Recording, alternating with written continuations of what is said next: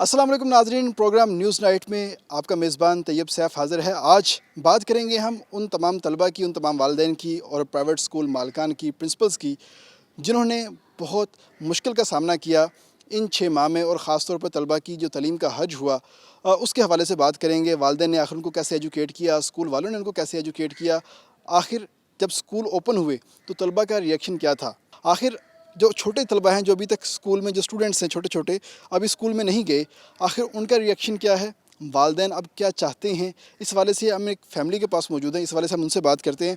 Sir सबसे पहले आपको खुशामदीद हमारे प्रोग्राम में। तो बताइए, स्कूल ओपन हुए हैं, बच्चों को आपने कुछ हद तक स्कूल में भेजा है, कुछ अभी तक आपके पास घर में हैं, तो कैसे देखते हैं इस अमल को कि 6 माह काफ़ी मुश्किल से गुजारे आपने, तो कैसे देखते हैं आप? जी, ऐसी सूरत हाल बन गई थी कि बच्चे बिल्कुल ही घर में तंग करना शुरू हो गए थे, काम नहीं करना। अभी तक ये छोटे बच्चे हैं, वो कहते हैं जी हमने स्कूल नहीं जाना, लेकिन स्कूल वाले हमें बार बार मैसेज करते रह गए। उन्होंने हमें वो होमवर्क भी भेजना ताकि असाइनमेंट देनी कि जी ये चेक करो, उनके टेस्ट भी वो ऑनलाइन लेते रह गए। उन्होंने बड़ी कोशिश की है।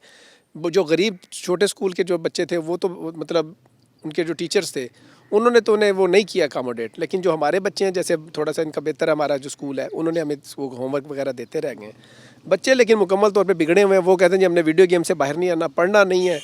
ये कैसे आप इनको घर में, जब आपको होमवर्क मिलता था, आपके पास व्हाट्सएप पे आता होगा, एक पूरा सेटअप आता होगा, तो कैसे पढ़ाते थे बच्चों को, राज़ी कैसे करते थे कि भाईजान आपने पढ़ना है, स्कूल जाए बगैर? सर बहुत मुश्किल है। मैं तो कहता हूँ फ़ौरन स्कूल खोलना चाहिए। स्कूल खोलने से ही इनकी कोई थोड़ी सी तरबियत बेहतर होगी, क्योंकि सार स्पेशली जो डिसिप्लिन है वो ख़त्म हो गया बच्चों में। बच्चों के लिए ज़रूरी है कि स्कूल खोले जाएँ और इनको थोड़ा थोड़ा तरीके से जैसे भी है थोड़े टाइम के मुताबिक इनको एजुकेट किया जाए। जी, स्कूल खोले जाएँ, इनकी वालदा से बात करते हैं। मैडम, कैसे 6 माह गुजारे बच्चों ने? तो घर में रेसलिंग का खड़ा बना दिया होगा घर को इन्होंने। बिल्कुल ऐसा ही, बच्चों को कंट्रोल करना बहुत मुश्किल हो गया। और इनको ये कि एक जैसे रूटीन थी कि रेगुलर जाने की, फिर बच्चे उस ट्रैक से हट गए, फिर घर में उनको हैंडल करना काफ़ी मुश्किलात का सामना करना पड़ा। लेकिन यही बात थी कि एक बात जिस तरह सब चल रहा था सेटअप, तो वो उसी हैंडल करना पड़ा हमें उसके साथ ही। तो बहरहाल अब बच्चे स्कूल जाने के लिए फ़िलहाल नहीं तैयार, क्योंकि टाइम काफ़ी हो गया है, 6 मंथ गुजर चुके हैं। तो तो कैसे आपने इनकी राइटिंग कैसे बेहतर की? आपने इनको पढ़ाया कैसे? अब अगली क्लास में प्रमोट होने जा रहे हैं, तो उन तमाम चीज़ों को कैसे मैनेज किया आपने? राइटिंग बच्चों की ज़ाहिर एक प्रैक्टिस नहीं रही घर में, तो वो बात नहीं होती जो एक स्कूल में रेगुलर जाकर सब बच्चों के साथ एक कंपटीशन में बच्चे करते हैं। तो अफेक्ट तो उस पर भी पड़ा है, लेकिन ये कि बहुत अच्छा नहीं रहा, पर फिर भी बच्चों को हैंडल किया क्योंकि उनके फ्यूचर का था, तो उस पे ये सारा। अच्छा माँ जी, ये बताइएगा कि माएँ बड़ी कॉन्शियस होती है कि बच्चों को कुछ हो ना जाए, बच्चा मेरा अगर स्कूल गया है तो सही सलामत वापस आए। तो अब कोरोना वबा के बाद स्कूल खोल तो दिए गए हैं, कुछ हद तक केसेस भी आ रहे हैं, तो कोई डर महसूस होता है जब बच्चों को आप स्कूल भेजते हैं, कॉलेज भेजते हैं, कि उसके बाद खुदा ना खास्ता वापस आएगा, तो किस सूरत हाल में वापस आता है? हाँ जी, मैं ये कहना चाहूँगी कि इसके लिए जो कोरोना की वजह से ये वबा आई, तो कन्फ्यूज़ तो सारी दुनिया ही हुई है, ठीक है ना? तो वालिदैन तो हमेशा यही चाहते हैं कि हमारे बच्चे जो हैं ना तंदुरुस्त रहें। अगर अब भी बच्चे, छोटे बच्चों के लिए तो अब भी प्रॉब्लम है, क्योंकि बड़े बच्चों के लिए तो इतनी प्रॉब्लम नहीं है जितनी छोटी बच्चों के लिए है। अगर छोटे बच्चों के स्कूल ना खोले जाएँ तो बहुत बेहतर है, क्योंकि अभी भी कहते हैं ये वबा है। तो अब क्या चाहती हैं? आपके एसओपीज़ फॉलो करने चाहिए या बच्चे घर पे ही रहें, उनको स्कूल ना भेजा जाए, क्या चाहती हैं आप? स्कूल तो जाना चाहिए, ये देखें, क्योंकि बच्चे घर में ले रह के ना सब डिसिप्लिन वगैरह भूल चुके हैं। उन्हें ये भी नहीं पता कि हमने क्या करना है। उन्हें स्कूल का नाम लें तो लगता है उन्हें अभी कुछ हो जाएगा। स्कूल का नाम ले बच्चों से पूछते हैं। अच्छा बेटा, ये बताओ स्कूल का नाम क्या है आपके? पता नहीं है। स्कूल का नाम भूल गए। किस क्लास में पढ़ते थे आप? नर्सरी में पढ़ता है, भूल गए। अच्छा, नर्सरी। आप किस क्लास में पढ़ते थे? हम नर्सरी। अच्छा, स्कूल का नाम? आपको आपको अपने टीचर का नाम याद है? नहीं। टीचर, अच्छा, आपको अपने टीचर का नाम याद है? नहीं। कौन कौन सी सब्जेक्ट पढ़ते थे? कोई पहाड़ा, कोई टेबल आपको याद है? Poems वगैरह पोएम्स याद है आपको? याद है। अच्छा, आपको नहीं आती? आती क्यों? है। कौन सी आती है सुना आपको? दो जो भी आती है। 1 2 3 नहीं आती मेरे भी। अच्छा, यहीं पे बस। अच्छा, स्कूल जाने को दिल करता है आपका? नहीं, क्यों? बस मेरे तो अच्छा, ये बताओ, घर अच्छा है या स्कूल अच्छा है? स्कूल भी स्कूल होता है भी। तो फिर स्कूल जाते क्यों नहीं? कोरोना इसलिए। क्या चीज़? कोरोना है। अच्छा, कोरोना है। अब तो कोरोना खत्म हो गया, अब तो स्कूल जाना चाहिए आपको। अभी तो नहीं, ये अभी खोलेंगे। अच्छा, अभी खोलेंगे। जब स्कूल खोलेंगे तो स्कूल जाओगे या घर पे रहोगे? जाएंगे। जाएंगे जी, स्कूल जाएंगे बच्चे। बच्चों ने ये एक अच्छी बात की है। वालिदैन इनके हमारे साथ मौजूद हैं। सर, ये तो छोटे बच्चों की बातें हैं। बड़े बच्चे ख़ास तौर पर अगर हम बात करते हैं, जिन्होंने एफएससी के इम्तिहान दिए, मैट्रिक के दिए, अब वो इंजीनियरिंग का टेस्ट है, मेडिकल का टेस्ट है, उस हवाले से तैयारी करने जा रहे हैं वो लोग। तो पॉलिसीज़ डिफरेंट आ रही हैं, तहफ़्फ़ुज़ात का इजहार किया जा रहा है, तो आप कैसे देखती हैं इन पॉलिसीज़ को? मैं समझता हूँ इसमें बहुत ज़्यादा हक तलफी हो रही है उन बच्चों के लिए जो बच्चे रिपीटर्स हैं, जिन्होंने 2-2 3-3 साल अपना वेट किया उन्होंने, और वो कोशिश कर रहे हैं बार बार कि उनकी परसेंटेज इंप्रूव हो। अब इन्होंने नंबर अवार्ड कर दिए ज़्यादा, 3% एक्स्ट्रा भी दे दिए हैं। अब जिस बच्चे के हाथ साथ ही फर्स्ट ईयर में नंबर आ गए, उसको सेकंड ईयर में भी ज़्यादा मिल गए। इल्म उनके पास नहीं है लेकिन उनको नंबर ज़्यादा देंगे। मैं तो ये रिक्वेस्ट करना चाहता हूँ हुकूमत वक्त से कि वो जो एफएससी का वेट है उसकी परसेंटेज कम करके, मतलब आप कह रहे हैं कि जो उनको 3% जो उन्होंने पिछले ग्रेड सिक्योर करके आगे एक्स्ट्रा नंबर दिए हैं, आप कहते हैं ये सिस्टम नहीं होना चाहिए था? ये बिल्कुल नहीं होना चाहिए था। फिर क्या हो सकता था? क्योंकि बच्चे अगर प्रमोट करने थे तो उनको एफएससी की बेस, फर्स्ट ईयर की बेस पे उनके एडमिशन ले लिए जाते, बाद में उनका टेस्ट स्लो ले लिया जाता। बहुत सारे सेंटर्स थे, बहुत सारे इदारे थे, बहुत जगह पड़ी हुई थी, फासला ऐसे कर लिया जाता, सेंटर ज़्यादा बना लिए जाते, लेकिन बच्चों के पेपर होते। लेकिन अब इन्होंने कर दिया है, लेकिन अब जो दूसरे बच्चे हैं जिन्होंने रिपीटर्स हैं उनके साथ ये हक तलफी कर रहे हैं। अच्छा, अब ये मामला तो हो गया, उन्होंने अपनी पॉलिसी भी बना दी है, अब रिपीटर्स का नुकसान हो रहा है, तो उस नुकसान को पूरा करने के लिए क्या हो सकता है? मुतालबा क्या है, तजावीज़ क्या है? हम लोग ये रिक्वेस्ट करते हैं हुकूमत वक्त से कि वो यूएचएस के वाइस चांसलर को गाइडलाइन दें कि वो एफएससी का वेट जो है वो कम करें परसेंटेज में। एफएससी तो अव्वल तो होनी नहीं चाहिए इस साल, अगर करते भी है तो 20% एफएससी कर ले, 10% मैट्रिक कर ले, और 70% कम अज़ कम वो एंटी टेस्ट को बेस करें, ताकि पता चले कि जो बच्चा काबिल है, जिसने मेहनत की है, वो बच्चा आ गया है।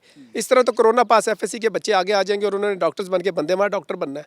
अच्छा, मतलब आप इनकी जो तमाम पॉलिसी है उसको उठा के साइड पे करते हैं और कहते हैं कि एक नई पॉलिसी इंट्रोड्यूस होनी चाहिए, यही चाहते हैं आप? जी बिल्कुल यही चाहते हैं हम लोग। चाहते हैं कि परसेंटेज के हिसाब से उनको बेहतर करना चाहिए ताकि जो असल टैलेंट है वो आगे आए। असल टैलेंट आगे आए। तो मैडम, आप क्या समझती हैं कि बच्चे 6 माह घर पे गुजारे हैं इन्होंने, तो टैलेंट्स ख़त्म हो गए बच्चों के?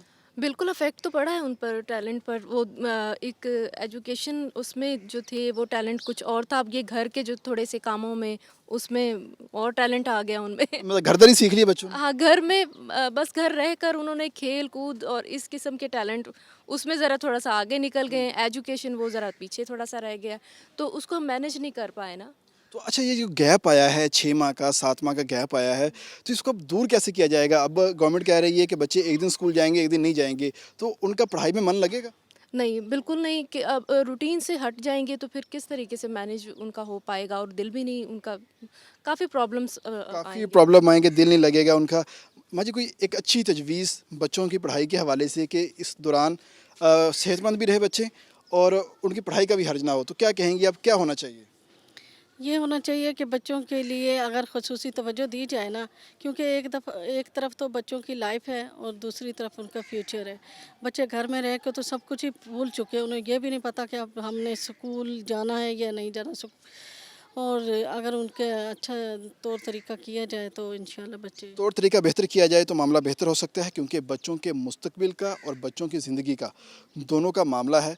और इस वक्त हमने फैमिली से बात की है, उनके जो मसाइल हैं, बच्चों से भी बात की है और बच्चों की क्या ख्वाहिशात हैं, इन तमाम के हवाले से बात की है। स्कूलों के हालात कैसे हैं, जो वहाँ के मालकान हैं वो क्या चाहते हैं, जो वहाँ की टीचर्स थी इन 6 माह के दौरान उनके ऊपर क्या गुजरी, इन तमाम चीज़ों के हवाले से बात करेंगे, उनके मसाइल को उजागर करेंगे। यहाँ पर लेते हैं एक ब्रेक के बाद वापस आते हैं।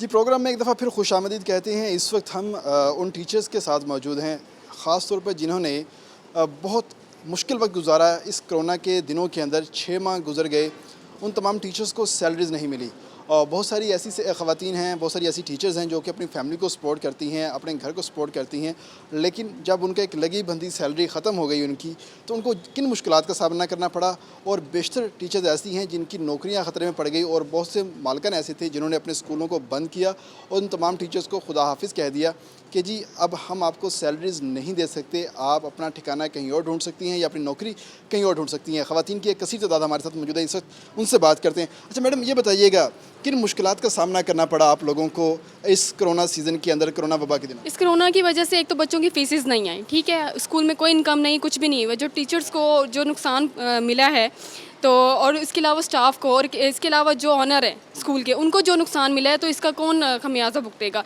ठीक है, बिल्डिंग जो हम लोगों ने रेंट पे ली हुई थी वो हम लोगों को वापस करनी पड़ी। इसके अलावा जो फर्नीचर वगैरह, बिल्डिंग जब आप लोगों ने वापस कर दी तो फिर क्या हुआ? फिर उसके बाद ये हुआ कि हम लोग जो है ना सब कुछ ख़त्म हो गया, सब कुछ ख़त्म हो गया, डिस्ट्रॉय हो गया ओबियसली।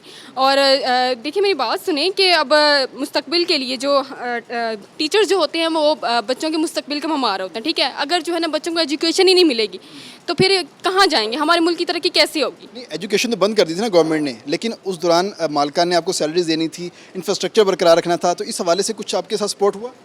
नहीं, इस वजह से हमारे साथ कोई सपोर्ट नहीं हुआ, क्योंकि जाहिर है बच्चों को जब आएगी नहीं, फीस ही नहीं आएगी तो फिर किस तरह से सपोर्ट होगा। देखिए मेरी बात सुने, बहुत सारी जो फैमिलीज़ हैं वहाँ पर जो है फीमेल्स अपनी फैमिली को सपोर्ट कर रही हैं, ठीक है ना। जब इनकम ही नहीं है, जब कुछ भी नहीं है, घर बैठे हैं, तो फिर वो किस तरह से सपोर्ट करेंगी। ख़वातीन के बारे में कहा जाता है ना कि बस वो हल्का सा सपोर्ट करती हैं, बाकी तो मेल के ऊपर सारी रिस्पॉन्सिबिलिटी होती है, तो कुछ ज़्यादा फ़र्क पड़ा या कम फ़र्क पड़ा? नहीं, ऐसा बिल्कुल भी नहीं है। कुछ फीमेल्स होती हैं वो अपनी फैमिली को करती हैं, जिनके घर के में कोई कमाने वाला ना हो वो कहाँ जाएंगी। तो ये चीज़ है, तो इस चीज़ का बड़ा नुकसान हुआ है टीचर्स को भी मोस्टली। और कितने महीने की तनख्वाह नहीं मिली आपको? हमें 6-7 महीने की तनख्वाह नहीं मिली। गुजारा कैसे किया आपने? घर बैठ कर बस जैसे भी हुआ है गुजारा किया हम लोगों ने। गुजारा किया, 6 माह की तनख्वाह नहीं मिली। अच्छा जी, आप बताइएगा थोड़ा सा किन मुश्किलात का सामना करना पड़ा आप लोगों को इन 6 माह के दौरान? मैं पहले स्कूल में जॉब करती थी, वहाँ बच्चों की फीसेस नहीं आ रही हैं, वो रेंट पे करने के काबिल नहीं है, उनके पास कोई भी मतलब कोई उनके पास असासा नहीं जमा हो रहा था। उन्होंने फिर फर्नीचर सेल कर दिया है, बिल्डिंग खाली कर दी है और फिर स्कूल बंद कर दिया है। तो फिर हमें भी टीचर्स को भी कह दिया है कि आप किसी और फिर स्कूल में, हम अपने स्कूल में आए हैं, इधर ज्वाइन किया है। उन्होंने आपकी जो बकाया सैलरीज रहती थी वो आपको अदा की है, बस ऐसी अल्लाह हाफिज़ कह दिया? ऐसे अल्लाह हाफिज़ कह दिया, क्योंकि हमें ऐसे ही भेज दिया था। फिर अब स्कूल में आए हैं, हमें स्कूल में जॉब मिली है, फिर अब स्कूल में मैं फिर गुजारा कैसे, मतलब आप अपनी फैमिली को सपोर्ट करती होंगी, चलें 8,000 9,000 10,000 कुछ तो मिलता होगा आपको। वो जो 10,000 आना बंद हो गया तो उसका आपने क्या सोर्स, अल्टरनेट सोर्स निकाला आपने? तो बस इधर उधर से फिर थोड़ा सा किसी से उधार लेकर या किसी से उधर से लेकर ऐसे काम चलाया है। किसी ने राशन डाल दिया है, किसी ने कुछ कर दिया, इस वजह से ऐसे किया है। किसी ने राशन दिया। जी आप बताइएगा कि किन मुश्किलात का सामना करना पड़ा आपको इन 6 माह में? स्कूल बंद हो गए थे, सैलरीज नहीं मिल रही थी, घर का जो सिस्टम है वो मुतासिर हुआ था, तो क्या कहेंगी इस हवाले से आप? इस वास्ते से पहली बात तो ये है कि हम लोगों को 6-7 में से सैलरी नहीं मिली, क्योंकि जब पीछे से बच्चों को ही फीसेस नहीं होंगी तो फिर आगे स्कूल वाले हमें कैसे वो तनख्वाहें देंगे। उसके बाद ये कि मेरी खुद भी, मेरी फैमिली में भी बहुत सारे लोग टीचिंग करते हैं, तो फिर सबको सिर्फ यही एक ही इशू हो रहा है। तो आपकी फैमिली के जितने लोग जॉब करते हैं टीचिंग से रिलेटेड, उनमें से कितने जॉबलेस हुए हैं इस दौरान? ऑलमोस्ट सभी हो चुके हैं, क्योंकि किसी को सैलरी नहीं मिली। उसके बाद फिर सिर्फ ये हम पे ही डिपेंड करता है कि हम लोगों ने किस तरह कहाँ से करके अपने सारा टाइम पूरा किया, और हम लोगों ने उधार लिया, जो भी किया वो सिर्फ हमें ही पता है। घर में कितने लोग हैं और आपकी जो सैलरी आती थी उससे कितना फ़ायदा होता था आपके घर वालों? हम लोग घर में 8 लोग हैं, और मेरी सैलरी काफ़ी ज़्यादा डिपेंड करती है, क्योंकि मेरे पापा इतना काम नहीं करते, तो फिर मुझे ही देखना होता है ऑलमोस्ट। जी पूरा सर्कल डिस्टर्ब हुआ है। जी मैडम, आप क्या कहेंगी इस तमाम सूरत हाल के हवाले से, किन मुश्किलात का सामना करना पड़ा जब ये स्कूल बंद हो गए? बहुत ज़्यादा मुश्किलात का सामना करना पड़ा हमें। पीछे से फीसिस बंद हो गई थी, स्कूल फिर रेंट्स पर हमारी ये बिल्डिंग्स थी, वो उसकी वजह से वो सारी बंद हो गई, ना फीसें आई हमारी, और फिर उसकी वजह से जिस वजह से हमें भी नहीं दी गई, और इससे हमारा बहुत ज़्यादा नुकसान हुआ है। मेरे फादर की डेथ हो गई है, जिसकी वजह से मैं ही अपने घर का सर्कल चलाती हूँ, उससे बहुत ज़्यादा फ़ायदा होता है। लेकिन जब ये हुआ, अब स्कूल बंद हो गए, तो बहुत ज़्यादा मसला हुआ। बहुत अब स्कूल दोबारा खुले हैं तो आप लोगों की जो सबका सैलरीज है वो आपको अदा की गई है? जी कितनी मिल गई आपको? 6 माह की इकट्ठी मिल गई, 2 माह की मिली? नहीं, बहुत कम। जैसे जाहिर है जब फीसिस नहीं आई 6 मंथ्स में, तो हमें वो किस तरह देते, वो किस तरह हमें भाई। लेकिन स्कूल मालकान, जो स्कूल प्रिंसिपल हैं, वो तो अब फीसेस ले रहे हैं ना बच्चों से कि जी आपकी 6 माह की रहती है, आपकी 4 माह की रहती है, आपकी 3 माह की रहती है, तो उस हिसाब से जो आपकी सैलरीज पेंडिंग थी वो उस हिसाब से दे रहे हैं? नहीं, वो उस हिसाब से नहीं। मैं पहले दूसरे स्कूल में जॉब करती थी इस वजह से, लेकिन वहाँ से कुछ भी नहीं, इसलिए मैं इधर आई, और यहाँ पर फिर अब स्टार्टिंग है तो देखते हैं इसमें। स्टार्टिंग है तो आपने दोबारा उनको कंप्लेन नहीं की किसी महकमा एजुकेशन के बंदे को, किसी आला हकाम को, कि मेरी 6 माह की सैलरीज मुझे नहीं मिली, किसी सोशल सिक्योरिटी वालों को, कोई वेलफेयर वालों को, कुछ किसी को रब्ता किया आपने? नहीं, किसी से रब्ता नहीं किया, लेकिन एक दफ़ा अपने एरिया के काउंसलर को कहा था, लेकिन वो कहते हैं जब जाहिर है स्कूल्स बंद हैं तो वो आपको किस तरह अदा करेंगे। तो वो स्कूल ही बंद हो गया, वो परमानेंट बंद हो गया? जी, स्कूल ही परमानेंट बंद हो गया, जिसकी वजह से बहुत सारी जो टीचर्स थी उनको तनख्वाहें नहीं मिल सकी। एक और टीचर हमारे साथ मौजूद है। जी मैडम, आप बताइएगा, आपका क्या वाक़या रहा, क्या मामला रहा इन 6 माह के दौरान जब तमाम बंद हो गया था स्कूल वगैरह, आपका जो माशी सर्कल था वो बंद हो गया था, किन मुश्किलात का सामना किया? बिल्कुल देखें, जब भी आप किसी जॉब से वाबस्ता होते हैं तो आपने कभी भी इस तरह की सिचुएशन जो है वो पहले फेस नहीं की थी। हमने पाकिस्तान में, क्योंकि हमारे पास 70% जो है वो तबका टीचिंग से वाबस्ता है और ये बड़ी अनसर्टन सिचुएशन हुई है पहली बार, और हमारे पास हमने कभी इस चीज़ को पहले प्लान नहीं किया था कि हम लोग घरों में सेव करके रखें कुछ या इस तरह से। तो ये पहली बार इस तरह से हुआ है और बिल्कुल ही जैसे नागहानी आफत की तरह ये चीज़ आई है और बिल्कुल हमारे जैसे और जितने भी उस्ताद थे सारे के सारे तो बड़ी मुश्किलात का सामना हुआ है। ये अल्लाह ताला जानता है और उसके बाद हम जानते हैं हमने कैसे सर्वाइव किया इस सारी कैसे सर्वाइव किया, मतलब सिचुएशन को कैसे मैनेज किया? इनकम आपकी नहीं थी, घर में बच्चे के अखराजात वैसे थे, फैमिली के अखराजात वैसे थे, कैसे मैनेज किया? बिल्कुल इनकम नहीं थी। इसके अलावा भी और बहुत सारे प्रॉब्लम्स थे। सिर्फ आपकी फैमिली के काफ़ी लोग आपसे अटैच होते हैं, आपकी इनकम से अटैच होते हैं, तो वो चीज़ ये है कि एक आध टाइम कोई हेल्प करता है आपकी, कभी कोई एक फैमिली मेम्बर हेल्प कर सकता है, कोई रिश्तेदार हेल्प कर सकता है, कोई इलाके के लोग हेल्प कर सकते हैं, पर हर टाइम नहीं करता। तो अपने जितनी भी सोर्सेज थे उसको मिनिमाइज़ करना पड़ा। घर आपका अपना है? नहीं, घर भी रेंटेड है। तो कैसे रेंट दिया आपने? पैसे नहीं थे आपके पास? ये है कि पैसे नहीं थे और वो पेंडिंग है। मतलब मालकान ने इतना ताउन किया है कि ठीक है आप वेट कर सकते, हम वेट कर सकते हैं, तो जब आपकी सैलरी बहाल हो या आप दोबारा से कोई जॉब करें तो आप कलेक्टिव मनी जो है अब तो सूरत हाल बेहतर होना शुरू हो गई है, क्लासेस आप लोगों ने लेना स्टार्ट कर दी हैं, तो कैसे SOPs को फॉलो कर रही हैं यहाँ पे? अल्लाह का शुक्र है SOPs तो फॉलो हो रहे हैं, क्योंकि हम SOPs फॉलो करेंगे तो हमारी सैलरी मिलेगी, हमें सैलरी मिलेगी तो हमारे घर चलेंगे। तो जब ये चीज़ कनेक्टेड है, हर चीज़ एक सर्कल में चल रही है, तो फिर हमें मजबूरी में SOPs भी फॉलो करने पड़ेंगे ना, क्योंकि अगर अल्लाह ना करे ये फिर से प्रॉब्लम कर देते हैं तो फिर तो हमारी ज़िंदगियाँ एट रिस्क हो जाएंगी। तो ये चीज़ काफ़ी जो है वो बड़ा मुश्किल क्रिएट कर देती है। बड़ा मुश्किल क्रिएट कर सकती है तमाम चीज़ें, इसीलिए जो SOPs हैं उनको खुशी से करें, मजबूरी से करें, लेकिन उनको फॉलो करना पड़ेगा, क्योंकि अगर दोबारा फिर से स्कूल सील हो गए या ये तलीमी सर्कल है ये दोबारा फिर से अगर बंद हो गया तो ये तमाम जो असातिज़ा हैं इनको पहले ही मुश्किलात का सामना करना पड़ा, पहले 6 माह तक, दोबारा फिर से इनको मुश्किलात का सामना करना पड़ सकता है और बहुत सारी कुर्बानियाँ देनी पड़ सकती हैं, अपनी तरजीहात बदलनी पड़ सकती हैं। तो ये थी इन तमाम असातिज़ा की कहानी जो कि अपनी फैमिली को सपोर्ट कर रही थी किसी न किसी सूरत हाल में, किसी न किसी कंडीशन के अंदर। उन तमाम की जब सैलरीज आना बंद हो गई, स्कूल मालकान की जानिब से पैसे मिलना बंद हो गए, तो उनको काफ़ी मुश्किलात का सामना करना पड़ा। लेकिन यहाँ पर हम लेते हैं ब्रेक के बाद वापस आएंगे और स्कूल मालकान से बात करेंगे आके कि आखिर उनको किन मुश्किलात का सामना करना पड़ा, आखिर क्या वजह थी कि उन्होंने इन तमाम असातिज़ा को तनख्वाहें अदा क्यों नहीं की।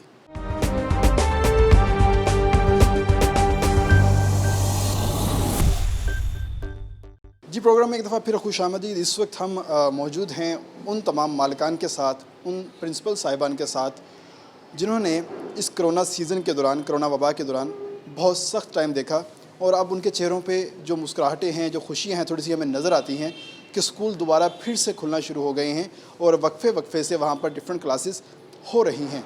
आखिर ये जो स्कूल ओपन हो रहे हैं ये तो अच्छी बात है, लेकिन जब एक बुरा वक्त इनके ऊपर चल रहा था उस वक्त इनकी कंडीशन क्या थी, तनख्वाहें इन्होंने कितनी अदा की, बिल्डिंग के रेंट कितने अदा किए, क्या मामला थे। इस वक्त प्रिंसिपल साहब हमारे साथ मौजूद हैं।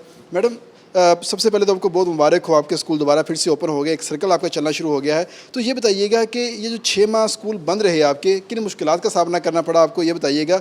एक माशी सर्कल डिस्टर्ब हो जाता है आपका, तो क्या कहेंगे आप?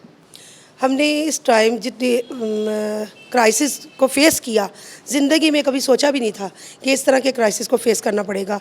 हमारा जो पहले की रेप्यूट थी, टाइम पर हम रेंट पे किया करते थे कि बिल्डिंग ओनर जो हैं वो डिपेंड ही इसी रेंट पर करते हैं, तो हमें अच्छी तरह से ये बात रियलाइज़ थी, टाइम पर हम उन्हें पे कर दिया करते थे। लेकिन कोरोना की वजह से जो स्कूल बंद हुए तो उन्हें हम रेंट पे करने के काबिल ही ना रहे। रेंट पे करना तो दूर की बात, हम तो अपना किचन भी चलाने के काबिल ना रहे। हमने इतनी सेविंग थोड़ी की होती है। हमारे स्कूल में बच्चे की 1000 से लेकर मैट्रिक तक 2000 तक की फ़ी होती है, उसमें भी बहुत से बच्चे जो बहन भाई होते हैं उनको डिस्काउंट दिया हुआ होता है। लोग तो समझते हैं कि आप तो बड़ा कमाते हैं और बड़ा सिस्टम एक आपका अच्छा होता है और आप कह रही हैं कि आप अपना किचन नहीं चला पाएंगे। सबूत तो इस बात का ये है कि मैं 23 साल से इस फील्ड में सर्विसेज प्रोवाइड कर रही हूँ और आज तक एक 5 मरले की बिल्डिंग नहीं बना सकी। तो कितना मैं कमाती होंगी आप इससे अंदाज़ा लगा लें कि मैंने कितना कमाया है, मैं अपनी बिल्डिंग क्यों नहीं बना पाई। कैसे सर्कल चला आपका इन दिनों में? पहले आप लोगों को देती थी और बाद में खुद इस उस पे आ गई कि बहुत मुश्किल से गुजारा करना पड़ा होगा? बहुत ज़्यादा मुश्किल से, बल्कि मुझे अपना थोड़ा सा गोल्ड था वो सेल करना पड़ा अपने किचन चलाने के लिए। मेरा बच्चा यूनिवर्सिटी में पढ़ता था, उसकी फ़ी पे करने के लिए, जो कि NFC यूनिवर्सिटी है, फेडरल गवर्नमेंट यूनिवर्सिटी, उसकी 58,000 का वोचर आ गया। आम रूटीन में 29,000 होते हैं पर सेमेस्टर के, उन्होंने 3 माह बाद तो उन्होंने डबल बना के भेज दिया।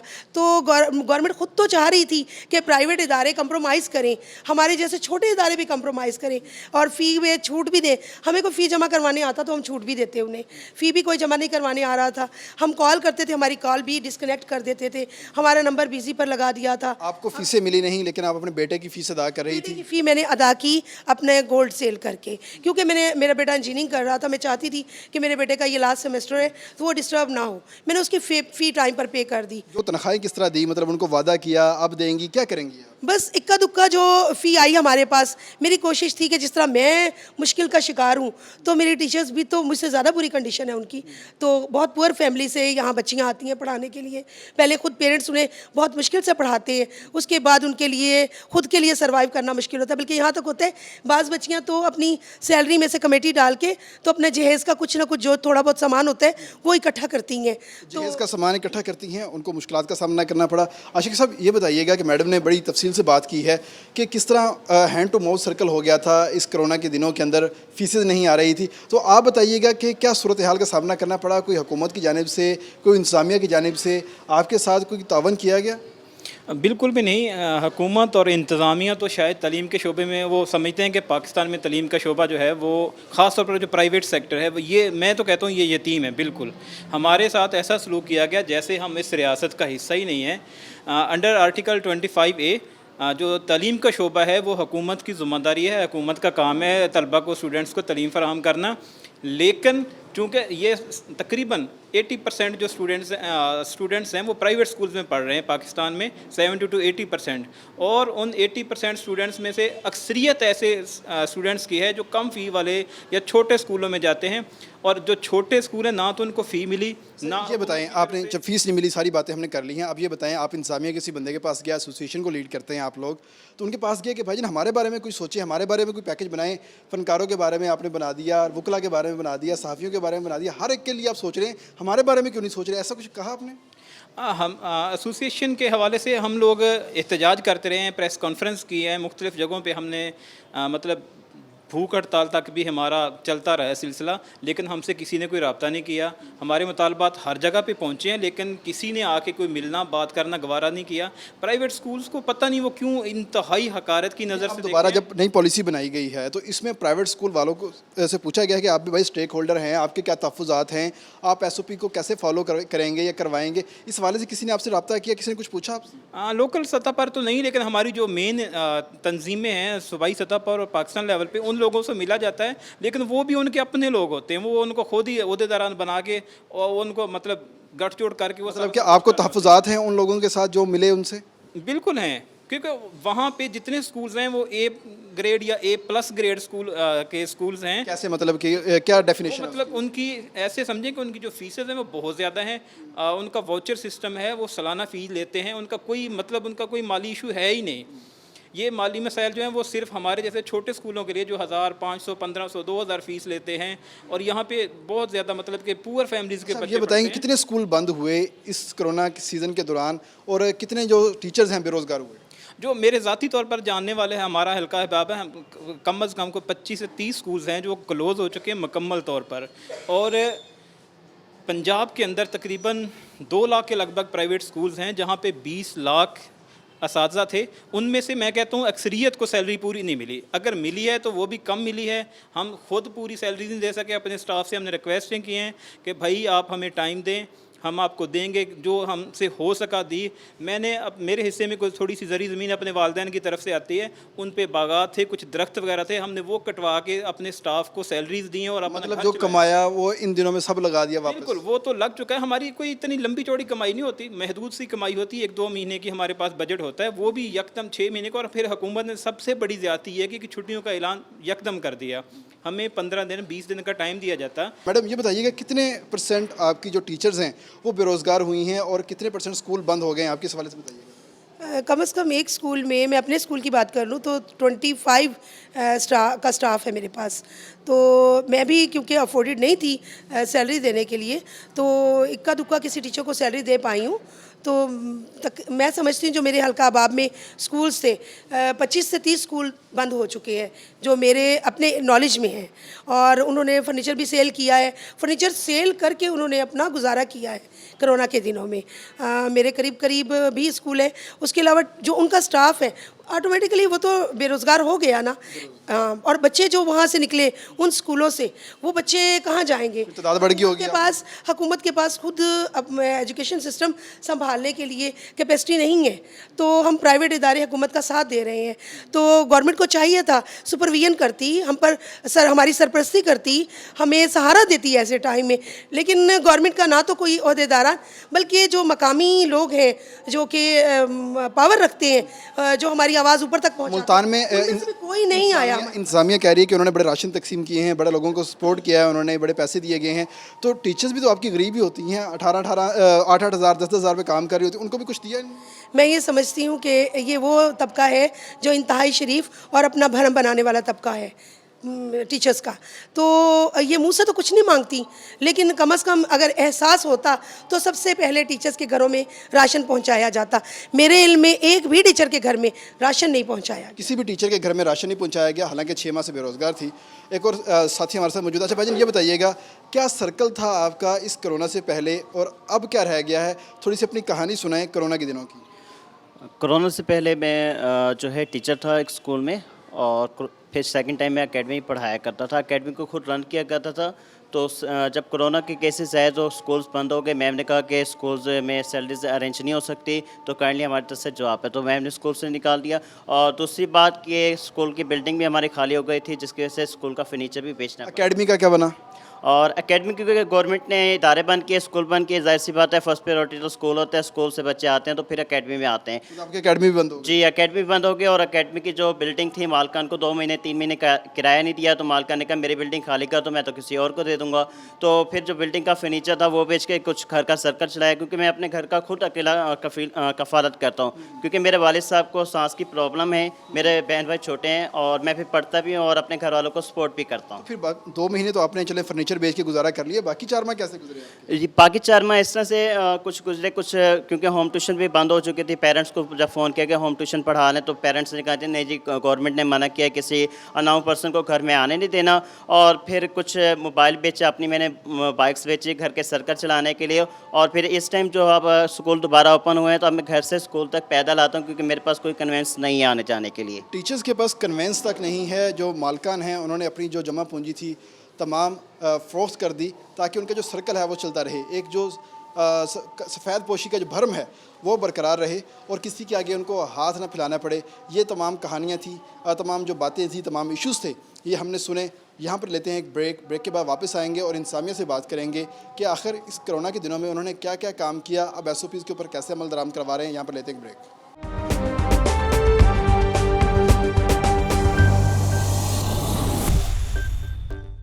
आज ही प्रोग्राम में एक दफ़ा फिर खुशामदीद कहते हैं। इस वक्त हम CEU एजुकेशन मुल्तान के ऑफिस में मौजूद हैं और इनसे बात करते हैं कि आखिर जितने भी स्कूल इस वक्त ओपन हो चुके हैं, SOPs किस तरह वहाँ पर फॉलो करवाए जा रहे हैं और किस तरह के जो मेजरमेंट्स हैं वो वहाँ पर लिए गए हैं, और कोरोना से बचाव के लिए स्टूडेंट्स को किस तरह की चीज़ें फॉलो करवाई जा रही हैं।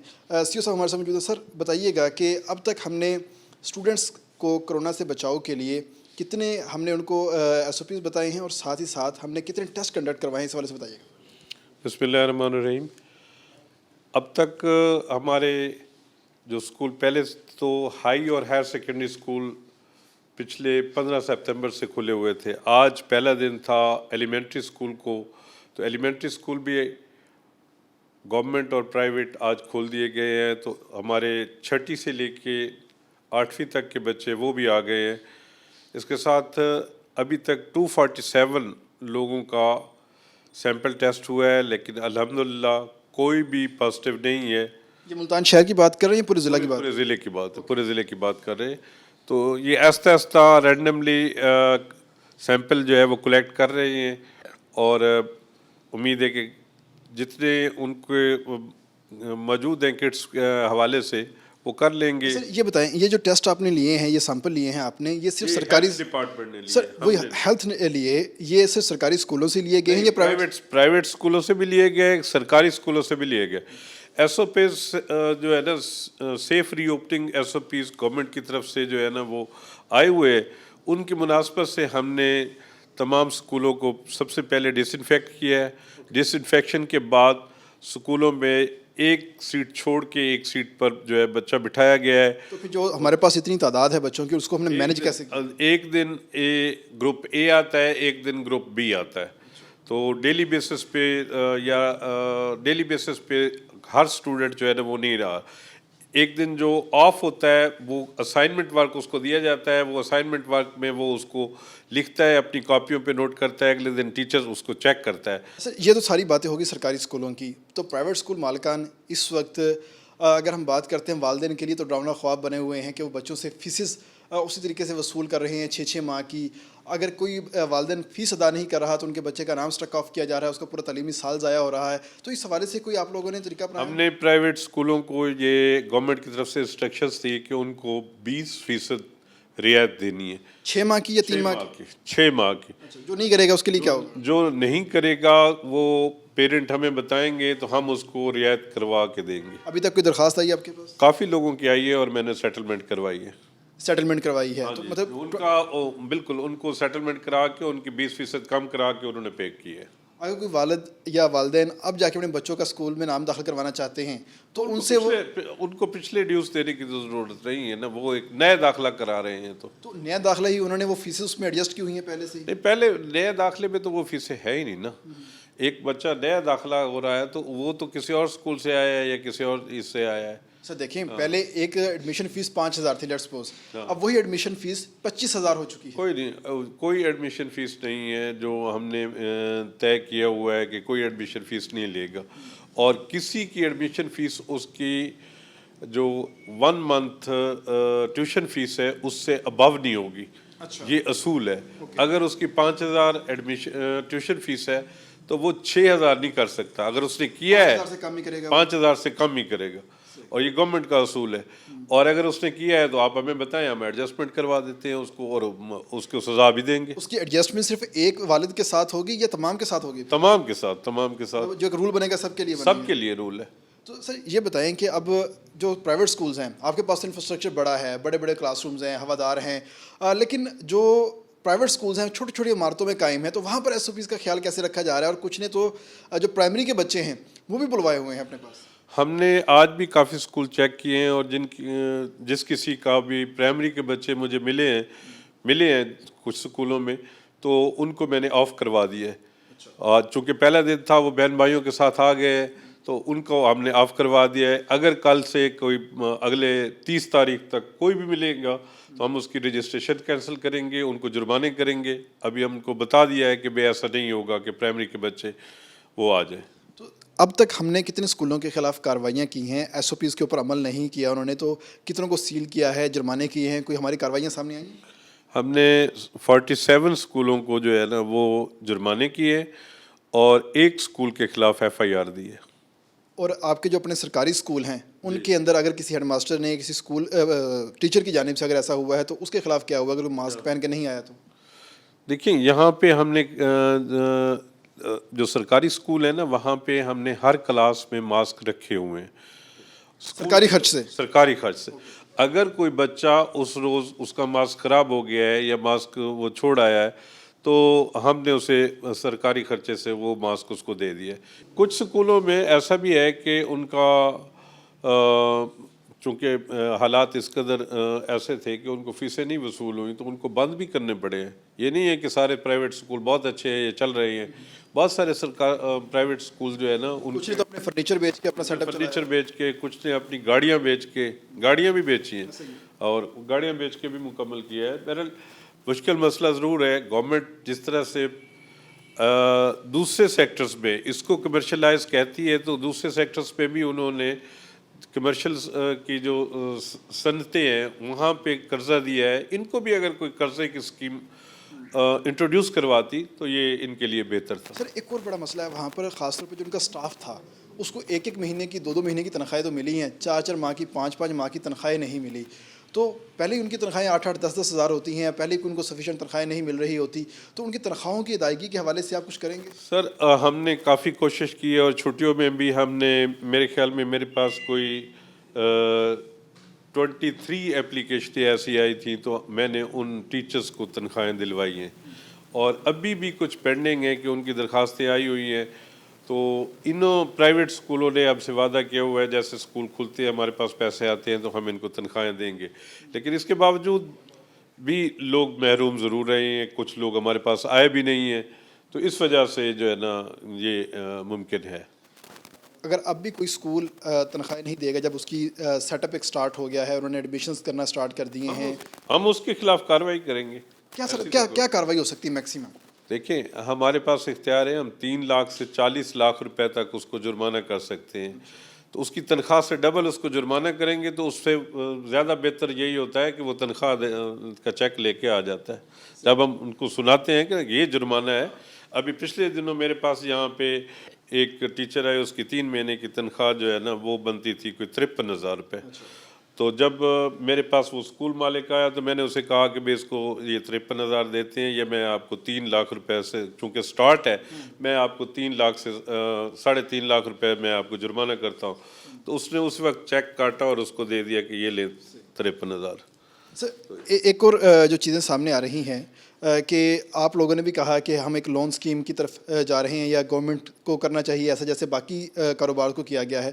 अगर लोन सिस्टम आता है तो कितना दिया जा सकता है स्कूलों को? कोई आपने प्रपोजल तैयार किया है या? देखिए ये एक चूँकि प्लानिंग है, वो जो उनकी स्टेटमेंट है ना, बैंक स्टेटमेंट उनके पास मौजूद है और बैंकों के पास ही उनके पैसे हैं। आपको मालूम है कि किसी के भी फीस है तो वो बैंकों में आ जाती है, उनके पास उनका क्रेडिट मौजूद है कि इनकी कितनी फ़ीसें आती रही हैं, तो उसकी मुनासबत से उनको दे दें और उन्हीं से ले लें, तो ये बैंक कर सकते हैं। लेकिन इस पर गवर्नमेंट अगर इनिशिएट करे तो। प्राइवेट स्कूलों की जानिब से कहा जा रहा है कि सिर्फ 3 माह के लिए उनको 20% रिलैक्सेशन का कहा गया था फीस के हवाले से, जबकि आप कह रहे 6 माह। 6 महीने का नोटिफिकेशन मैंने खुद निकाला है, पहले 3 महीने का था, बाद में जब मिनिस्टर साहब ने कहा कि एक्सटेंड हो गया तो हमने मज़ीद, जब तक कोरोना की छुट्टियां रहेंगी ये फ़ीस उन पे लागू रहेगी। जब तक कोरोना की छुट्टियां रही तो उस वक्त तक जो फ़ीस का जो एक 20% डिस्काउंट है वो वालिदैन को मिलेगा। यहाँ पर वक्त होता है प्रोग्राम को ख़त्म करने का।